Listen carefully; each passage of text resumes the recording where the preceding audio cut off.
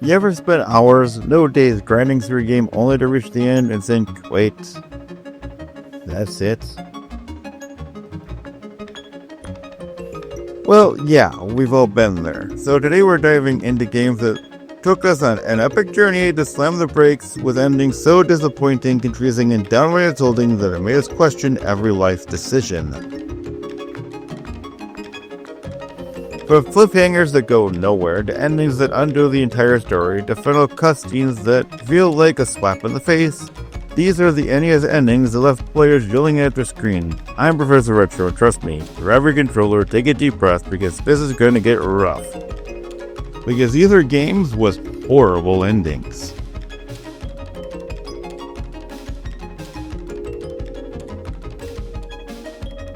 Let's start with one that literally made your victory worthless. So you climb through 7 levels of literally unhinged dream logic nonsense. You beat Mauser, you beat Triclide, and punch a face for some reason. And finally you reach the King Frog himself, Warped. And how do you defeat this terrifying villain? Do you use the power of teamwork? A special item? Some hint lore? No. You throw him a vegetable. You throw vegetables at him. And the dude doesn't even try to dodge them, just stands there like someone who's allergic to broccoli at a golden corral. Then he just explodes, the door opens, and you're free the subcon people. Yay! Mario stands there smiling like he just fixed a plumbing leak without flooding your basement, and then roll credits. That's it. No closure, no final dialogue. You're doing a here's a cake. Zelda gives you a wall of text. Metroid gives you a twist. Mega Man gives you a melancholy rooftop walk. Super Mario Bros. 2 gives you silence and a graduation ceremony. The game ends and we see Mario doing, of all things, sleeping. So yeah, the whole adventure, it was a dream. Congrats.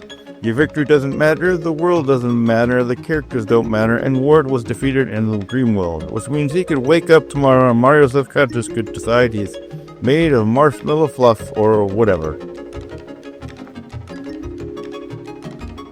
It's pretty much the story equivalent of a participation trophy if you think about it. Imagine beating Dark Souls up to 40 hours and the ending says, actually you fell asleep in Fire Link's shrine, low. When you reveal the journey with a dream, you retroactively make everything you did feel pointless.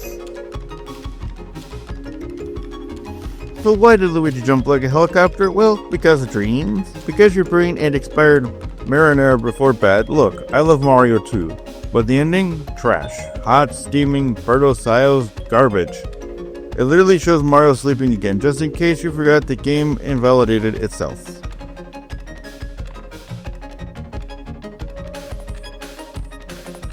Castlevania 2 Simon's Quest, a game that tried to be ambitious, open world, day-night cycles, RPG elements, and villagers who lie to you like it's their full-time job.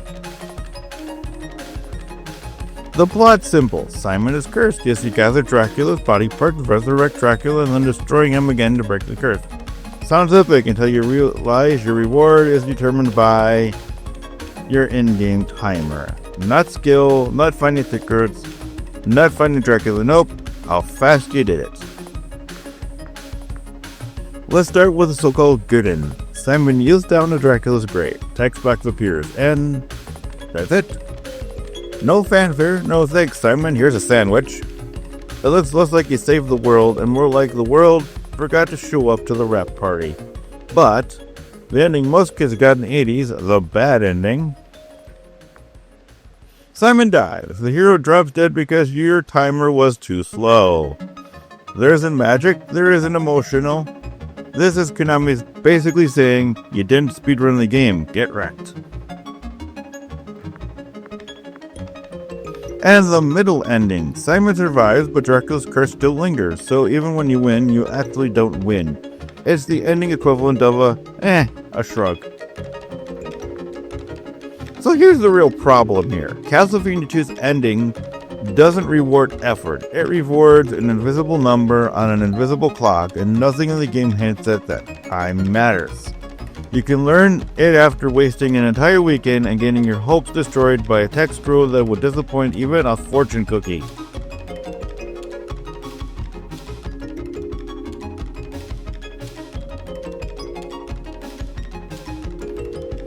Bugs Bunny's Birthday Blowout, a 50th anniversary celebration, except every single Looney Tunes character you run into wants to beat the complete stuffing out of him for being popular.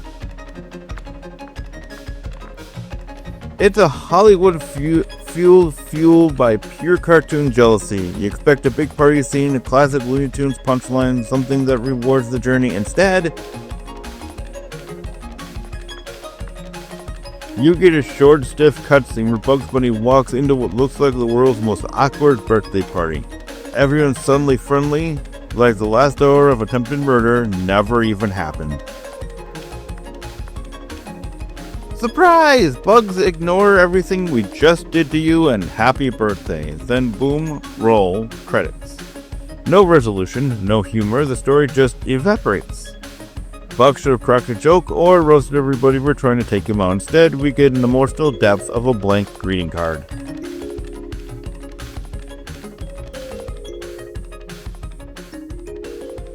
Mega Man 6 was a great game, a fun game, and one that almost nobody played because the SNES was already out.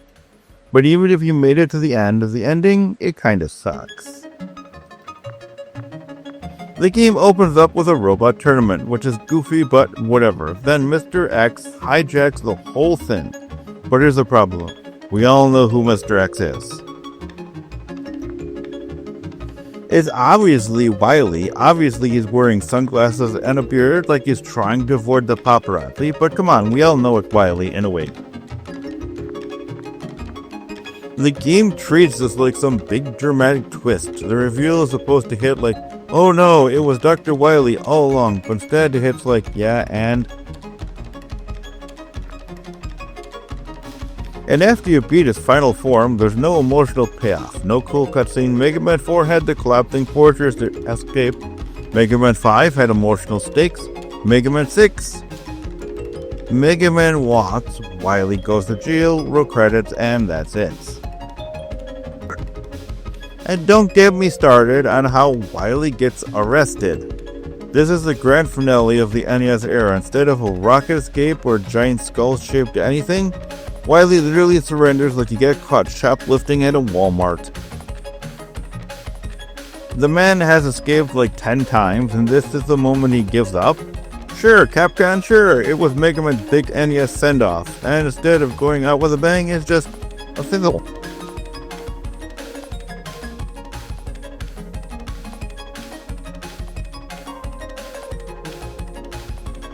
Teenage Mutant Ninja Turtles on the NES, a game that has traumatized more childhoods than stepping on a Lego barefoot. You fought robots, you fought the temptation to hurl your controller through the nearest window, and after the underwater bomb section that turned us all into angry little sea captains, what grand reward awaits you? You beat the Technodrome, you tangle with Shredder, you mash the attack button like you're trying to start a lawnmower. Finally you win, you expect the cinematic, pizza, Splinter giving you thumbs up, howabunga, party dudes. And instead you get this. The screen fades and then 4 turtles awkwardly standing in a line, they're waiting to renew their sewer IDs, and you get this tiny little message. The turtles have defeated the Shredder. Splinter will turn back into human. Oh wow, riveting. That's the whole emotional payoff. Splinter is human now. No transformation, animation, no celebration, not even a sprite swap. I've seen better transformations than MS Paint.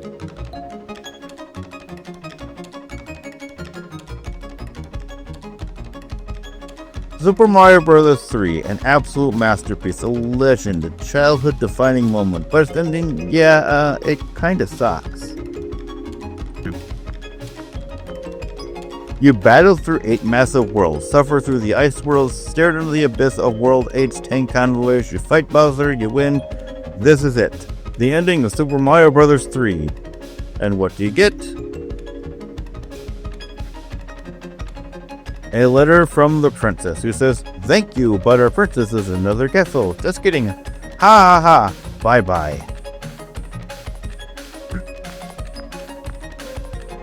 You get a white text box floating on a black screen like someone forgot to finish the theater backdrop. It's like beating the Lord of the Rings instead of a grand coronation. Frodo gets a sticky nothing. Thanks, bro. They could have shown Peach. They could have shown the Mushroom King celebrating. They could have done anything, but instead they were like, give him the joke. Ship it. And that's it. We've survived the absolute dumpster fire of NES endings. Some of these are so bad it felt like the game was personally assaulting us for winning. Nothing like spending hours suffering through cheap deaths just to get a screen of basic success. Thanks, bye nerd! So, if you enjoyed watching these endings ruining my childhood all over again, go ahead and smash the like button. Unlike the developers, I promise to actually reward your efforts. And don't forget to subscribe for more retro chaos. Drop a comment and tell me what NES ending made you stare at the screen like you were waiting for the real ending to load. Because some of these must have been joked, right? Thanks for watching, stay retro. Remember, if an NES game ever says congratulations, it's already too late.